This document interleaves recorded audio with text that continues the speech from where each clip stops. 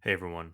Before we get started here on our show, I know it's been a while. I did want to say some words real quick about the late Pitt player Mason Alexander.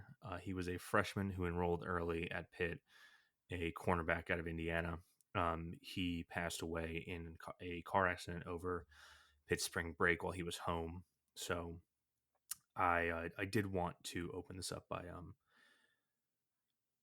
just just noting on that because it was really clear from everything that came out from the team, from the coaches, um, from the players talking about this kid that he was, not outside of football, he was a great person. He made a huge impact on the team and the coaches, and I feel like it feels like everybody knew him and that he is going to be missed moving forward. Um, yeah, I just wanted to say that and it's it's a reminder that it just drive safe. There is no destination that's worth speeding or reckless driving to the point where you are risking your life because there's nothing more precious than that. So I'll leave here a moment of silence before we get into the show. Rest in peace, Mason Alexander.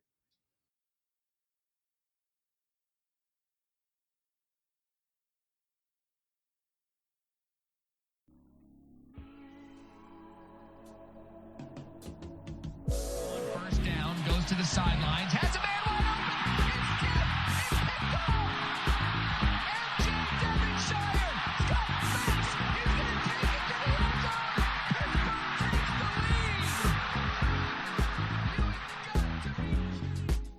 He loves those moments. It reminds me of last year in the Garden against St. John's. And guys just stepped up. Blake hits a what the hell three. We're like, what are you doing? And he's done that all year. Klicka out to Bizzario. It's over. The Pitt Panthers have upset Wisconsin. Anybody if he hits his field goal. Up and got it. Sauls does it again.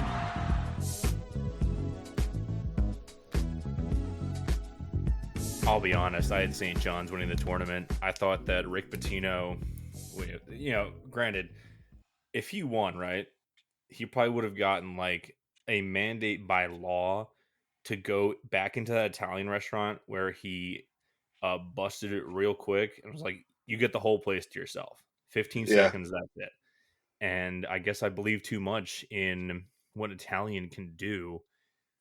he got out Given Italian. He got out Italian by John Calipari. I can't believe that the tournament Cinderella is a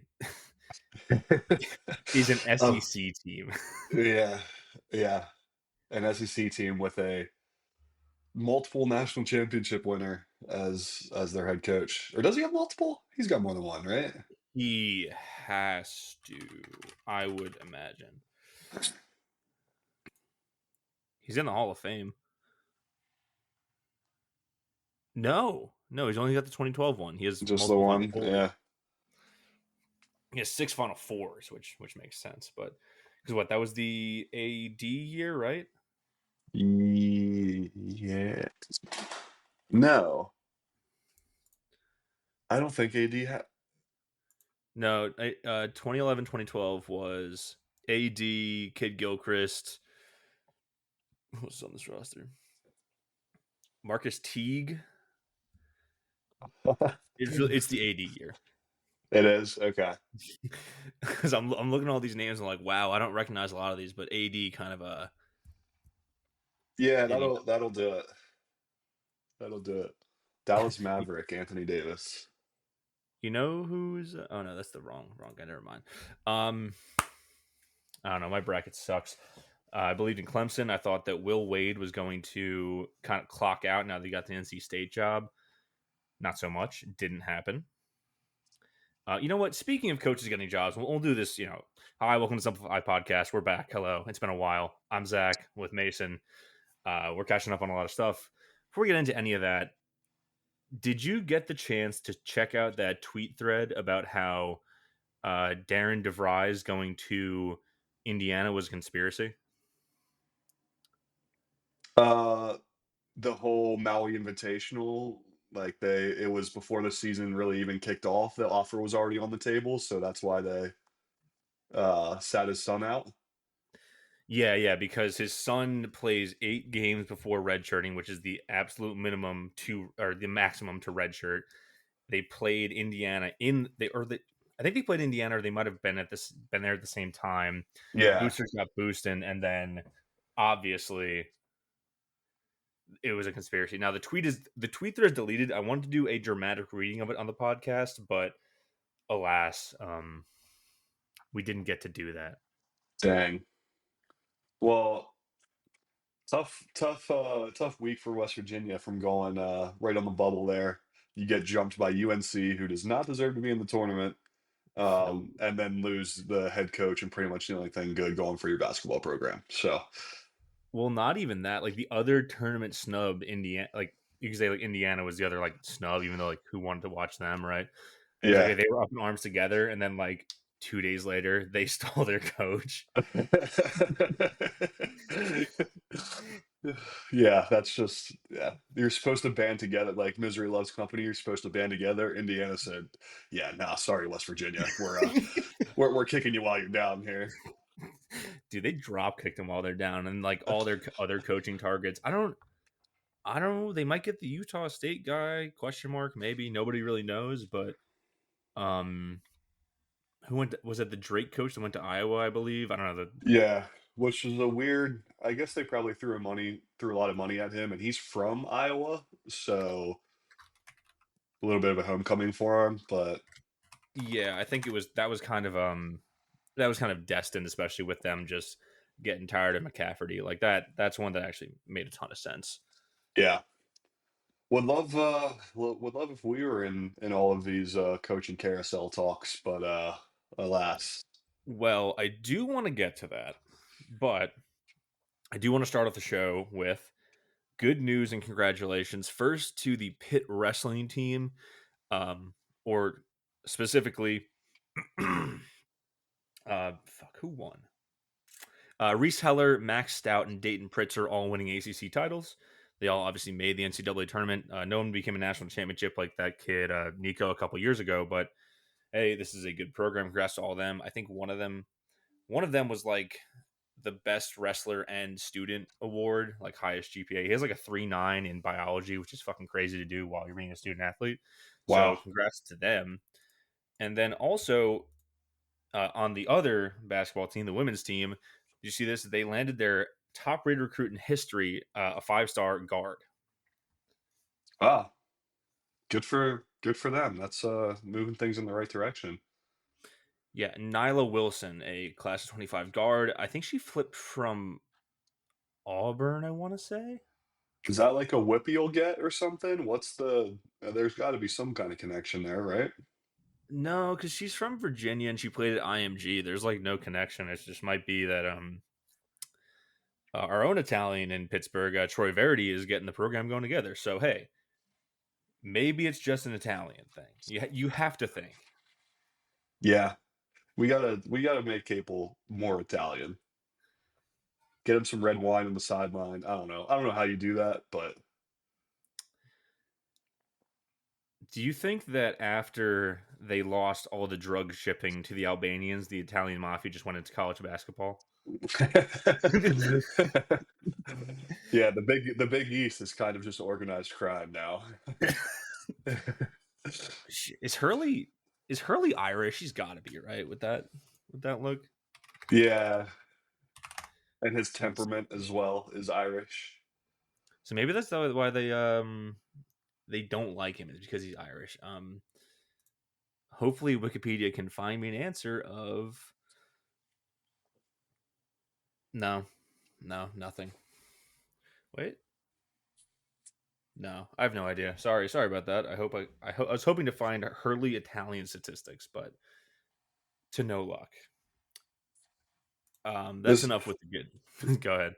I was gonna say that's how you know it's like an off-season podcast when we're talking about the heritage of Big East basketball coaches. listen, we are somewhat of a structureless freeform podcast. If we have an idea, we're gonna run with it. But hey, you said off season. Let's get right into it. It's finally over. We don't have to watch Pitt basketball anymore. Um, they went out sad, as we kind of expected them to do. Do you have any thoughts on the game and season ending foul call at the end of the Notre Dame game? Um, Let me preface this all by saying it didn't matter in the grand scheme of things at all. This Pitt team showed in that game that they were not going to do anything in the ACC tournament. That being said, what an awful way to lose. I mean, uh, there's got to be a way. I understand that they don't want to be the NBA and all these replays in the last 2 minutes. There's got to be a way to say, okay, this was the wrong call. Like everybody in that entire stadium knew that was the wrong call. Um, but it just wasn't something that was reversible. So it stood, of course, made the free throw, and that was it. I've got an idea. You can replay, or I guess replay or review calls, but only if they're on buzzer beaters. Yeah, I mean, yeah, I'm fine with that. I I'm kind of in the same boat as you, where it's like, yeah, that was actually an awful call. Obviously, the entire internet was ablaze about it because I think it was like one of the first ACC tournament games, so everyone's watching it during Champ Week.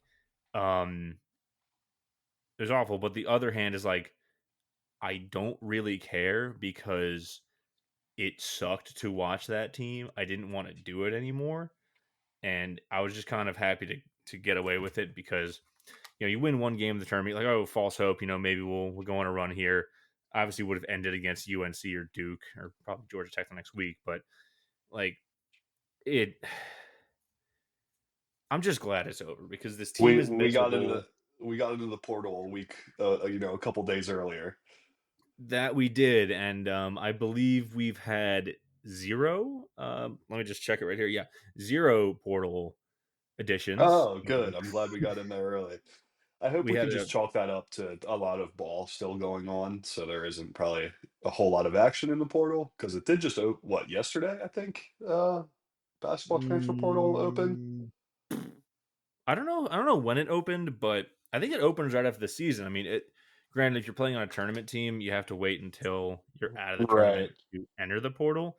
But obviously, now the whole thing is that if you're a mid-major star in the tournament, you're basically gonna enter the portal just for more and it is what it is. You can get better money. It's very fucking hard to make the NBA, so you're always gonna try and jump up to make some money while you're in college.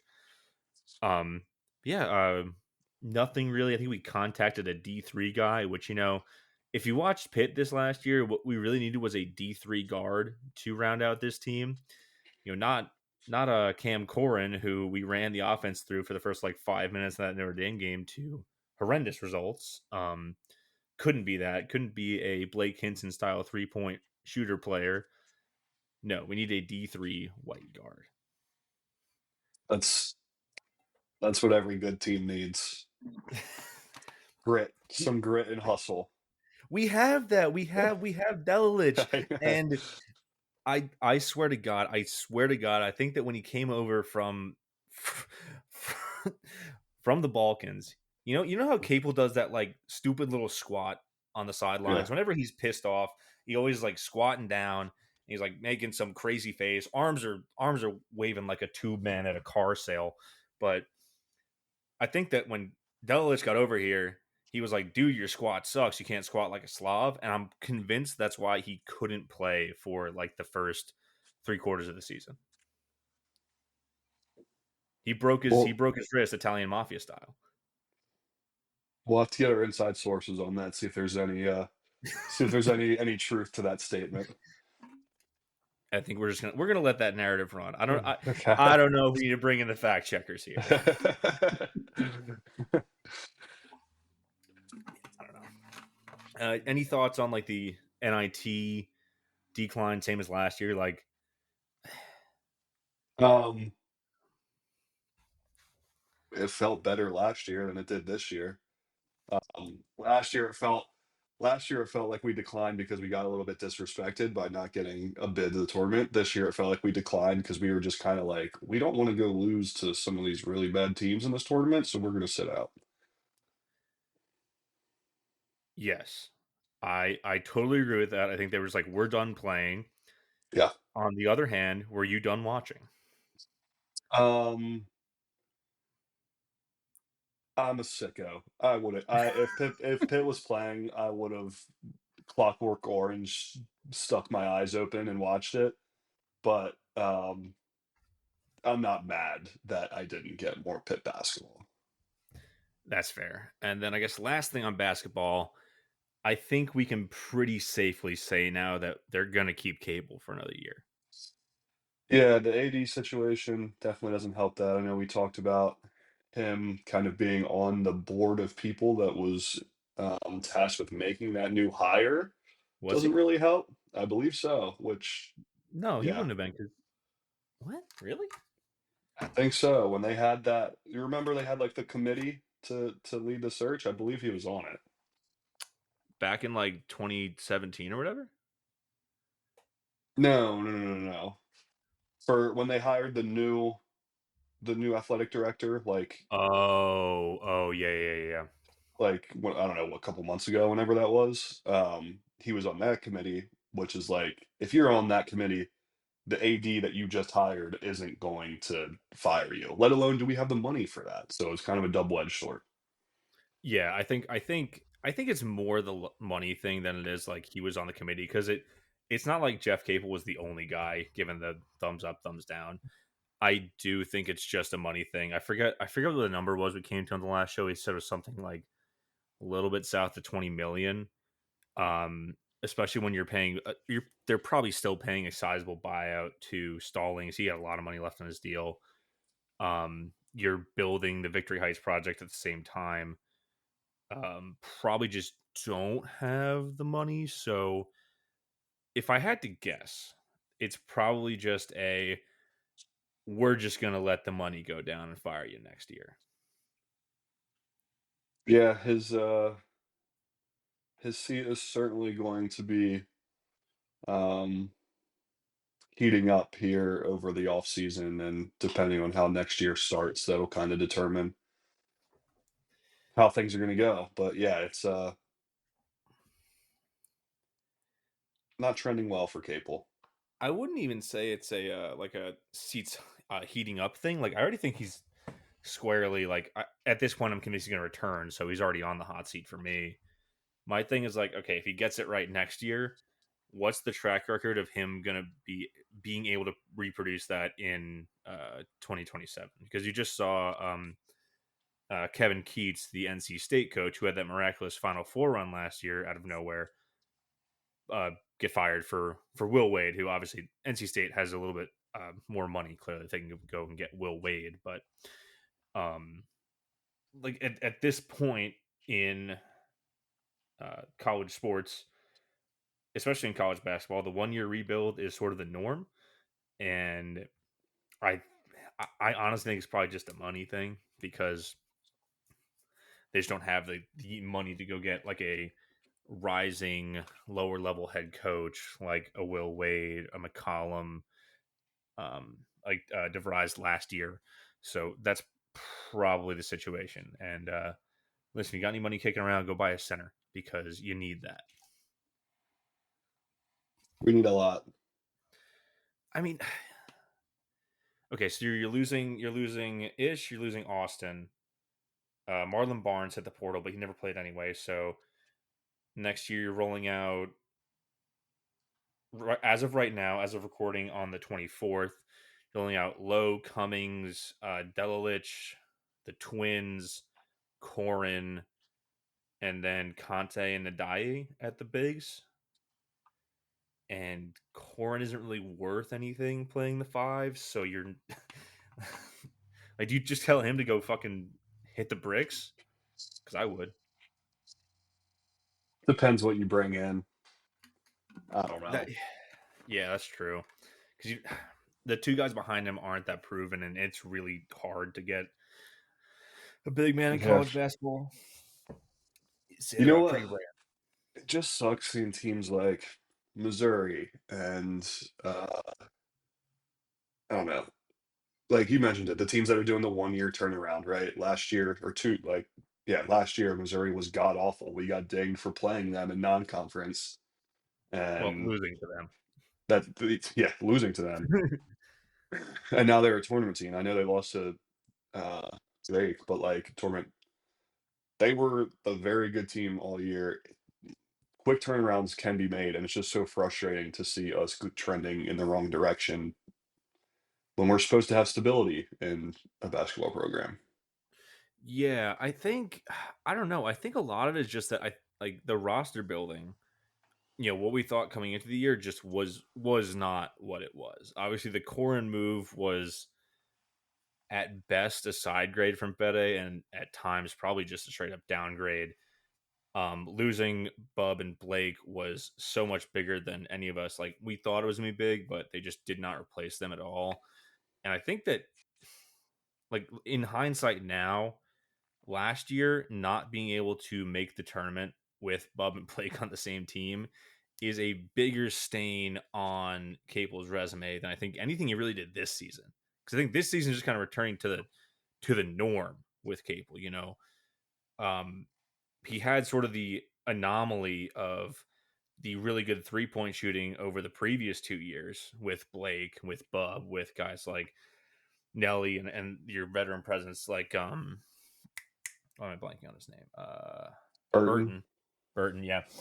So it was an anomaly. I think this year was sort of returned to the mean what he's usually doing without those superstar players. And the fact that he had two superstar players last year, an emerging Jalen Lowe. Obviously, we know that the bigs were really bad last year, but that's whatever. What are you going to do? You have three really good guards. You can go pretty far. And that you were still a bubble team that got left out. That tells me more than anything he can do moving forward, but we're probably stuck with another year of this. Yep. But I don't know. Hopefully they'll at least shake things up in the off season, and I can feign some excitement. I know I'll get excited again, Yeah. but especially when they start 12-2 and are like ranked 5 in the Ken Palm, and then we just don't win ever again. Do we have any non-con games? I know they do it really late for basketball. Are any announced for last year or for next year? Last year? No, because there's not even a Wikipedia page up for it yet, which that tracks. That would do it. All right, whatever. Anything else on basketball? I think it's just kind of like this is just it is what it is. It's over. I got nothing else. Probably not gonna fire Capel than we should. Yeah, that's yeah, well said. I'm not gonna add anything to that. Hard pivot. Did you see the John Gruden video? Loved the John Gruden video. All right, Um, talk me through it here because I didn't get the chance to watch it at work today. um, one, I need to figure out how I can get a box like that because we have such cool gear, dude. Um, and there was just boxes and boxes and boxes of Gruden unboxing clothes that's just way too cool for him. Um, but as he was doing it, he was just naming Pitt greats. He was like, "This is where Mike Ditka went to college. This is where Dan Marino went to college." It was just I don't know a wet dream for us Pitt fans. All right, did you have a favorite? If you were given 5 minutes in the Gruden podcasting shack, you get to steal one thing. What would it be? Um, he had like a white quarter zip coach's jacket that he pulled out of there. Um, that thing was pretty sweet. Or they gave him like a full um, helmet with the script and everything on it. That'd be a nice little swipe too. Yeah, that would be good. They probably didn't give it because it's not them making it. But I don't know if you saw like Home Field did like these shooting jackets and they had a retro Pit logo on and it was diabolically cool. I don't know if it was like the shooting jacket, but they did have like a little pit like bomber jacket.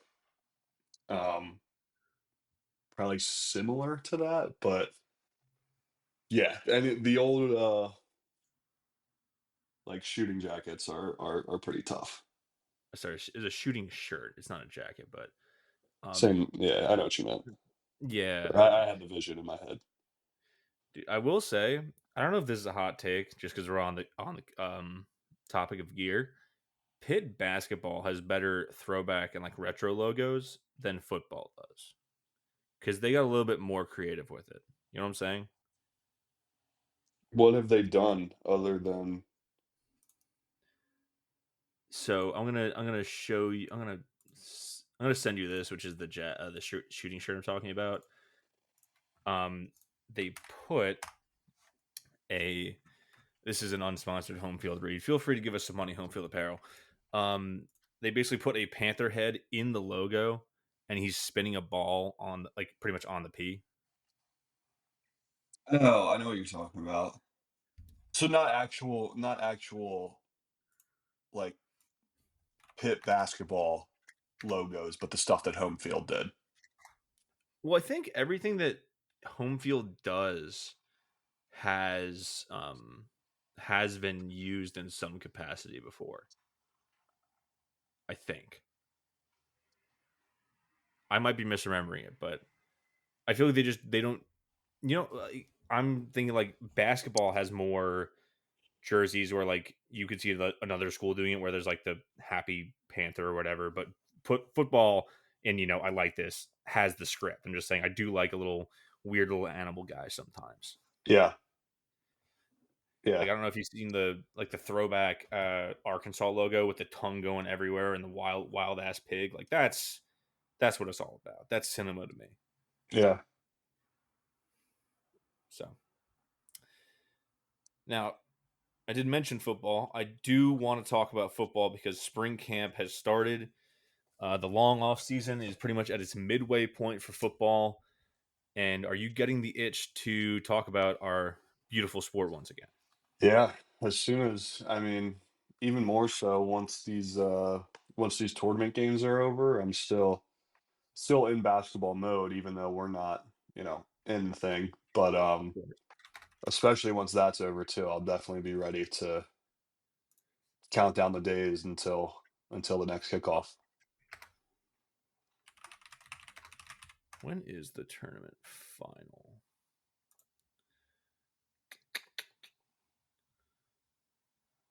Do you know what day the championship is? I think it's that Monday, April. April 7th. Yes. Okay, perfect. So it will come right off of the men's tournament championship, and then that Saturday is the spring game. And speaking of which, we're starting to learn a little bit about the team as it will be constructed this fall coming up. Um, gonna run through here a quick position by position thing because I took the time to write it out. We can kind of gloss over a couple of these, such as quarterback. Mason, who do you think will be starting at quarterback? Um, This is a tough one. hmm. I was trying to see what the craziest pool I could be from like the past couple of years was, but I don't have any good bits, so we're just gonna go Eli Holstein, baby. Yeah, it's gonna be Eli Holstein. Call me crazy, but I do think that Eli will be starting. What was the guy's name? Brown. What was his first name? Like Max our Brown, freshman year? Yeah, Max Brown. Yeah, I was trying to pull Max Brown, but for the life of me, could not get his first name out. dude, you brought up Max Brown. Crazy moment when one of my buddies sent a reel to the Instagram group chat, and I'm like, "Oh shit, that's Max Brown." He's like a he was Yeah, just he in the just reel like because his girlfriend does him or something, so he's like an actor in them or whatever. It wasn't football related. It was just like a girls trip versus guys trip packing reel. all right. All So I don't right. know. We might see Mr. Max on the silver screen sometime. No, yeah, quarterback's gonna be Eli. He's gonna be healthy. He's gonna be better than he was his pretty much his freshman year. Backup is Julian Duggar. I think he proved himself in the bowl game. you should never be playing a walk-on ever again. That pretty much settles it. Running back, Desmond Reed. it's going to be Dez Reed, the All-American. This is riveting stuff here. It's going to be Dez. I think the guys who are going to spell him are Jules Goff and Derek Davis coming back off an injury. Um, three guys who we've seen before. Nothing really exciting here. I do think the first of I think three groups that are going to matter a lot in spring ball is the wide receivers, because you're you're you're missing Kanade Munfield, who's been wide receiver one for the past 3 years. He's been a really good and underrated player at Pitt. So you have to replace a ton of production. He finally had his breakout year last year. Now you do have a stable of guys coming back. You obviously have Kenny Johnson. You have Poppy Williams. But outside of those guys, they like to run like 5 or 6 guys deep. So who's going to come out and be their wide receiver 3, 4, 5? And you're looking at, oh, sorry, I forgot CJ Lee. CJ Lee came back, and then you have Zion Fowler-El, who is the oldest guy in the room now that Chain Obuko is a full-time track and field guy. However, all those guys, and call me crazy, all those guys are short. I might be biased. I like big and tall wide receivers, maybe because I grew up watching Calvin Johnson on Sundays, all those crazy highlights, but I think 2 names to look at or really keep an eye on are Deuce Spann, who's a transfer from Florida State, 6'5", and then I'm going to put it out there. This is going to be my player to watch. Last year was Kyle Lewis. This year is going to be redshirt freshman Cam Montero. I believe he's 6'3", played wide receiver and quarterback in high school. I think they just need a big guy. They just need a big receiver. Yeah, dude, I can't think of like the last time we've had like a go up and get it type receiver. Like kind of Air Canada, but Jared Wayne. yeah, but like not really. Like, I mean, frankly, it was Jordan Addison at every single inch of 6'1". How tall is Jared Wayne? Jared Wayne was 6'3". Yeah. I mean, granted, we haven't had that many great passing offenses in the years we've done this show. I mean, if you want to go back a little bit further, here's a name for you: Jester Weah, Yeah. another 6'3" guy. So maybe it's the 6'3" thing. If we can get another 6'3" receiver in here, hint Cam Montero. But overall, takeaway from this room is that you need to find probably another 3 guys to go along with Williams, CJ Lee, and Kenny Johnson. My guess is going to be Zion Fowler-El, Cam Montero, and I'm gonna say Deuce Spann is a senior guy. This is a flyer transfer. He basically has no college production. The only other name pretty much to note here is Tyreek Robinson, who played a little bit at the end of last year. He's your speed gadget guy. He's just really fast. He's also really tiny. Tight end. Next in the pass catching room. Gavin Bartholomew is gone, the fan favorite. Pretty easy one here. It's going to be Jake Overman, tight end 2 last year. Probably going to see a little bit more Malachi Thomas. He played a little bit towards the end of last year as well. I am interested in Max Hunt, who is 6'5" as a freshman, but he is, I think, a little too light to play right now at 210 pounds. He's listed coming in as. This is also where I remind you that every single time that Gavin Bartholomew scored last year, Pitt lost. That is a stat that I had to keep track of. They were 0-4 in games which he scored. I don't know, not much interesting there. They're just next man up there. The one that everyone's probably worrying about is O-line. And I think with good reason, the piss poor state of the O-line last year was more or less what cost them. It already wasn't a very good line to start with. They lose Branson Taylor in the Cal game, and it all goes to shit. So here is my guess here for who's going to be starting on the line. I think the left side of the line is totally new with Kendall Staley at left tackle, probably Keith Govea, who is the Richmond transfer at left guard. Center's Lyndon Cooper, who was excellent last year. Right guard, I'm going to go with BJ Williams, who's another starter from last year. And then with Stanley from Charlotte coming in at left tackle, that kicks Ryan Baer back to right tackle, where I think he's better. He is basically. I think that Ryan Baer has had a poorly timed Pitt career. Pretty much every time he gets a role, he's thrown into the fire. His sophomore year, he was thrown in as a right tackle when he's supposed to be the backup. When Gonzalez goes down, he's thrown over to left last year when he was the starting right tackle. So hopefully some stability at the tackles will let him thrive at one side instead of having to be thrown into the fire for a third straight year. Now, when it comes to other names to watch here, you have Michigan transfer Jeff Percy, who could challenge for either one of those tackle spots. I don't think there's really any other guys behind him that's going to challenge here. The names like Terrence Enos and Isaiah Montgomery, Jackson Brown, they were not very impressive last year when it came to blocking ability at right tackle.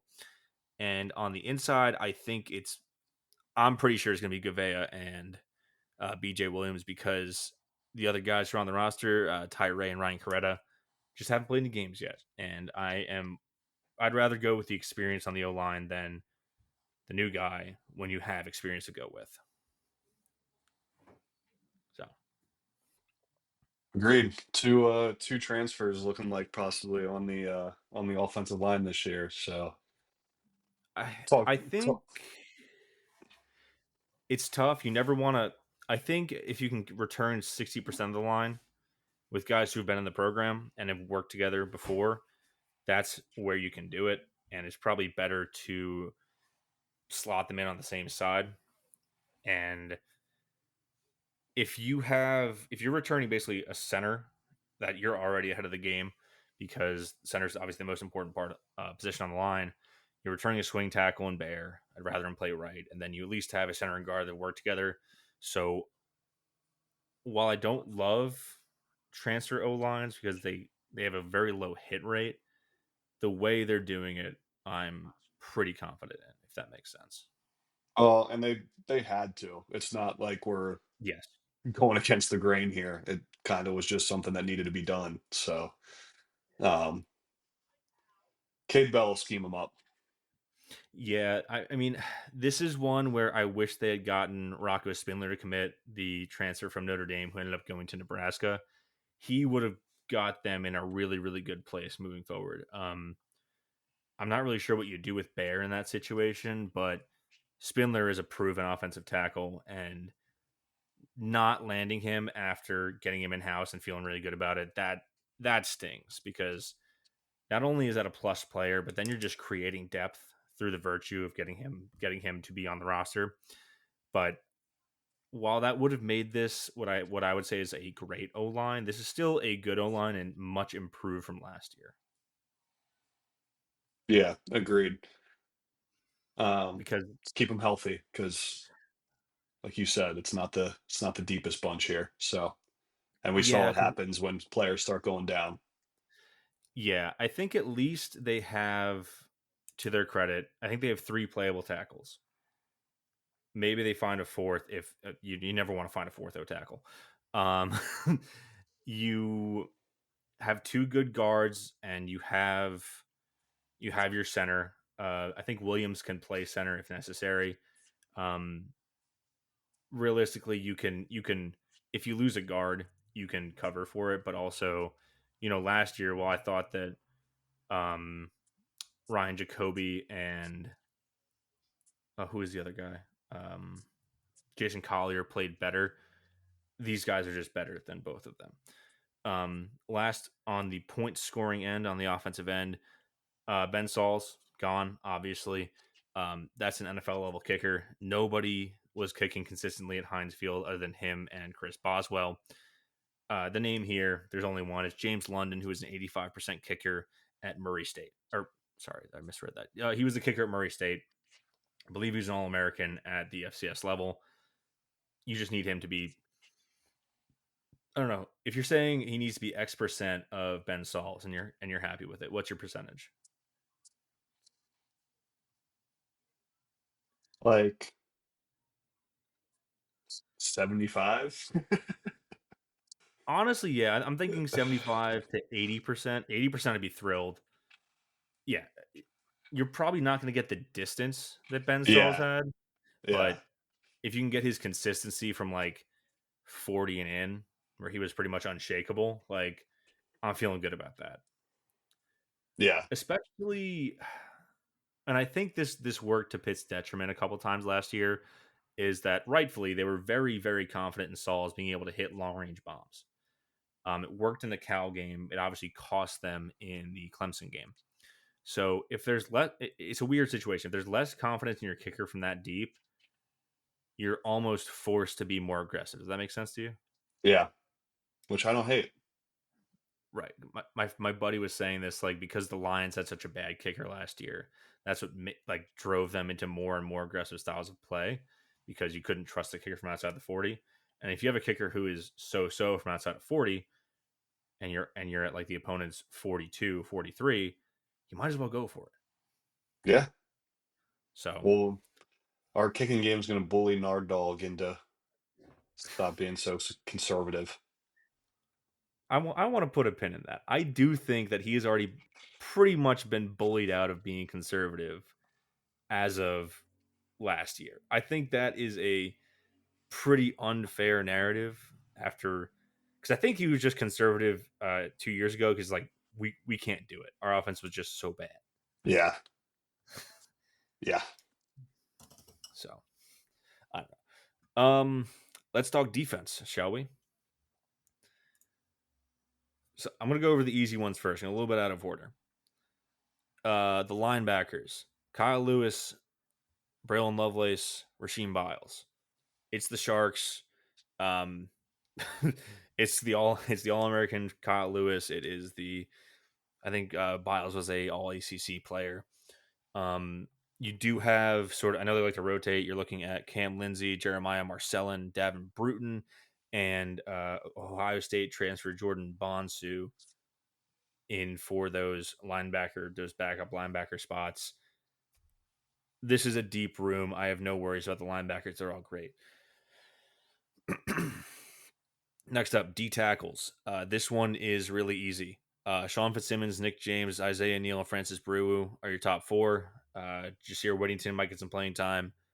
That's if those guys need a breather. Those top four are pretty much as good as we've seen in the last couple of years with Narduzzi. Where it gets tricky is D end, because I think they're returning one D end worth a starting spot, or a known quantity is worth a starting spot. That's Jimmy Scott. He was awesome last year. He had a low key breakout. Losing Sincere Edwards to the portal, I kind of forgot about this when I wrote this up. That's really bad, because now your top two are Jimmy Scott, who's really good, and Nate Temple, who should hit the LinkedIn portal. Just that's just me talking out loud there. Hopefully it Then doesn't come to him starting. What? don't we have a transfer in at the end as well? Yes. So they Oh, did. This is one where they knew they were going to need to transfers, because they took 3 transfer DNs. They got Blaine Spires out of Utah State. They got Joseph Zielinski out of Eastern Michigan, and Jaden Moore out of Oregon. The most intriguing one of those is Jaden Moore, in my opinion. Borderline 3-star, 4-star level player. I'm thinking he can challenge, hopefully get the other starting spot across from Scott from Temple. The other player I think to look out for is probably Maverick Gracio, who had the punt block against West Virginia. But this room is basically a huge question mark, because even Jaden Moore is not proven at all. You basically, like I said, you have one proven player, and then I think Blaine Spires is good, often hurt. I don't know much about Joseph Zielinski. I haven't done my homework. And Jaden Moore has not gotten a lot of playing time. And like I said before, Nate Temple is not very good at playing D end, even though he's been doing it for, I believe, over a decade at this point, if I've done my math right. I'm counting high school. yeah, Here. yeah. He's not our first decade long college player. Rest in peace, Cam McCormick, who finally got stopped after year number 9. I don't know. This is one they got to figure out. This is like I said, there are 3 positions we got to look for in the spring.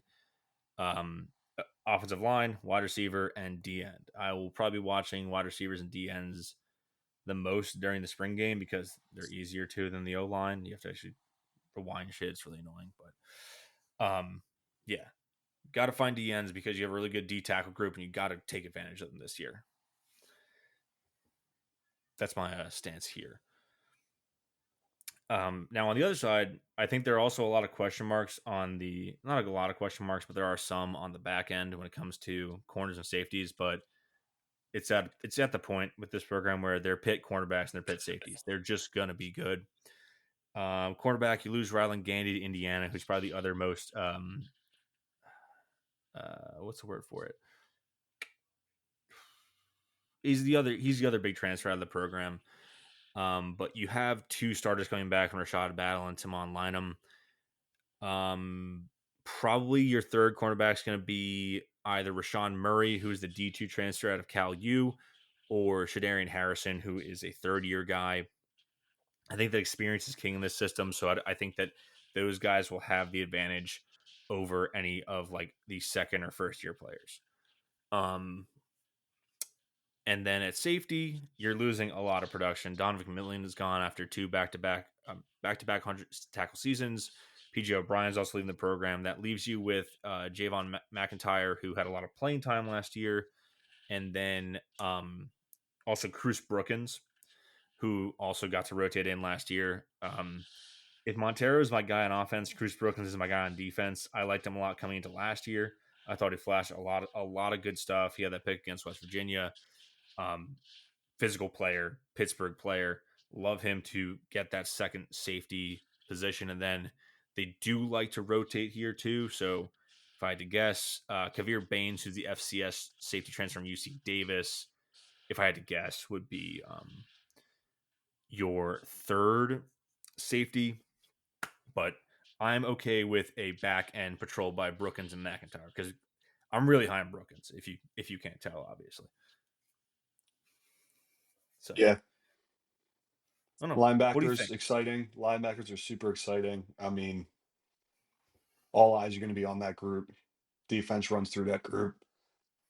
Um, I think if you were to have like that position group, um, like that's the one you want to build around, I guess is what I'm trying to say. So with how much depth and experience we have there, I think it helps makes those other groups, some of those players like Cruz Brookins and Javon McIntyre, it helps make them better. Um, so yeah, I agree. Like let's take advantage of those guys when we have them because I think all 3 of them have potential to be like NFL guys and soon. So Yeah, yeah. I think the top 3, I believe they're all NFL eligible after this year. I think that they will be seeing them on Sundays in the fall of 26. It's interesting. I just thought about this. I think either last year or 2 years ago, I was pretty uncertain about the middle of the defense. You know, it's funny coming into last year. I was like, Kyle Lewis and these guys, they haven't played a ton of linebacker, and we don't know about the D tackles. All of a sudden, that's the strong point of defense, and I'd much rather be solid with those middle 5 guys as well as the 2 guys on the back end. Like you said, you know, there is obviously going to be easing into like the full time starting positions, but these aren't guys that are totally fresh. Like right. that spine of the defense is built super well. They've got a Yep. ton of experience through it, so that's really important to get the DNs and like even the corners have experience. I think the third cornerback might be a little shaky coming in, but really to have a really strong 9 players on the field, 10 players on the field, and then you just got to find another D end. That's not the worst position to be at in spring ball. Yeah, definitely not. Definitely not. Yeah. So, I mean, pretty much to recap, find a D end, find a couple of receivers, and keep Eli upright, and you could do some cool things this fall. Is what I'll say. You can do some cool things. I think the expectations are there. We'll obviously get into it more as the offseason progresses, but Yeah, just wanted to do a little quick check in on the roster before the spring game happens in a couple weeks here. We'll obviously recap that, kind of give our takes on who we thought stands out. Do you have any of your guys, new guys, you think you can make an impact here? Um, dude, I don't know. I have been so tuned out of the transfer portal. Um, we saw a lot of him last year. I think I'm super excited to watch Kenny Johnson again. Okay. Um, I think what he does in the special teams game, returning kicks, him and Des Reed back there, but beside each other, and he's got huge opportunities to step up. Probably could be pretty undisputed wide receiver one. Um, Yeah. so like I said, he did a lot of different things last year, and we got him kind of in spurts. But I want to see what Kenny Johnson can do as the main attraction, the main horse, because I think like he has a pretty high ceiling. Um, so, but yeah, keeping Eli healthy is it's no secret. That's what we have to do. It's what they knew we had to do going into the portal here a little bit. Um, so I just want to see that, you know, fit together like a nice puzzle piece, not be kind of clunky. But that's what the spring All right. game's for, I guess. Pretty much. All right. I've got one final question for you because you brought up keeping Eli healthy. Obviously, we're Pitt fans. We're going to expect the worst at every turn. If I told you that Julian Duggar was going to start one game next year and it was not Notre Dame or Miami, it wasn't Notre Dame, Miami, or West Virginia, how confident would you be with him going into any other regular season game? Um, I don't know. I feel like seeing him in the bowl game was exciting. Um, he could win a game or two if it fell in the right spot in the schedule. Would I want to see him for Mhm. more than a game or two? No. Yes, because um, that's where I'm at too. I think that in the bowl game, he like we talked about this after the bowl game, but he pretty much got thrown into the fire. He didn't really get to start developing as a quarterback consistently until they were out of quarterbacks and needed him to play. I think he's pretty much unquestioned the QB2. Getting a full offseason of reps and everything is going to do a lot for his development. Um, I like him as a player a lot. Something about a lefty QB that tickles the noggin for me. Do I want to see him starting 12 games next fall? No, that means something has gone really wrong.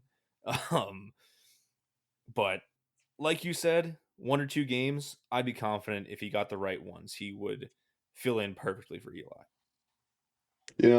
I'll go out on a limb. I think Julian Duggar could beat Duquesne. Dude, dude, you are in peak midseason form with these scorching hot takes. Oh my goodness. That's what I do, baby. That's what I do.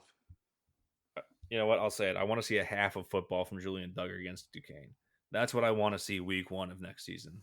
Yeah, I'm all the way in with that. yeah.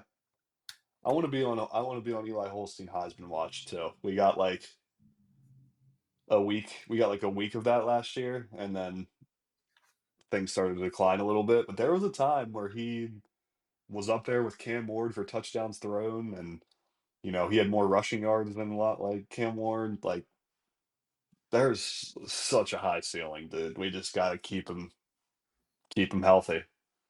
To keep him healthy and just get him like 15% smarter, I think.